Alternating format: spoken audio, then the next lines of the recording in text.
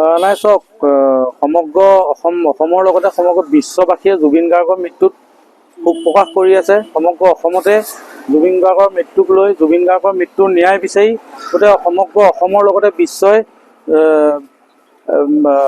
গোটেই বিশ্ববাসীয়ে জুবিন গাৰ্গৰ মৃত্যুৰ ন্যায় বিচাৰি ৰাজপথত আন্দোলন কৰি আছোঁ আমি। আৰু আমি বীৰ লাচিত সেনা মাজুলী জিলাই আমি জুবিন গাৰ্গৰ মৃত্যু হোৱাৰ পাছতে আমি মাজুলীত ঘোষণা কৰিছিলোঁ যে মাজুলীত এইবছৰ দেৱালীত কোনো আতচবাজি ফুটাই কোনো যাতে দেৱালী পালন কৰিব নোৱাৰিব। মাটি চাকি জ্বলাই সকলোকে দেৱালী উদযাপন কৰিবলৈ আমি বীৰ লাচিত সেনাই মাজুলীবাসী ৰাইজক আমি অনুৰোধ কৰিছিলোঁ। তাৰ পৰিপ্ৰেক্ষিততে মাজুলীৰ এখন আপোনাৰ MB এণ্টাৰপ্ৰাইজ নামৰ এখন ব্যৱসায়ী প্ৰতিষ্ঠানে ইয়াত বৃহৎ পৰিমাণৰ আতচবাজি আনি মাজুলীত দেৱালী উদযাপন চলাবলৈ জোৰ জাৰ চলাইছিলে। আৰু আমি বীৰ লাচিত সেনাই আজি তেখেতসকলৰ দোকানত আমি খবৰ পাই আমি আহি পেলাই বহুত বৃহৎ পৰিমাণৰ আতচবাজি আমি আজি উদ্ধাৰ কৰিছোঁ দোকানখনৰ পৰা। আমি গড়মূৰ আৰক্ষী চকীক আমি খবৰ দি এতিয়া আমি বস্তুখিনি আৰক্ষীক চমজাই দিছোঁ। কিমান মান পাইছে?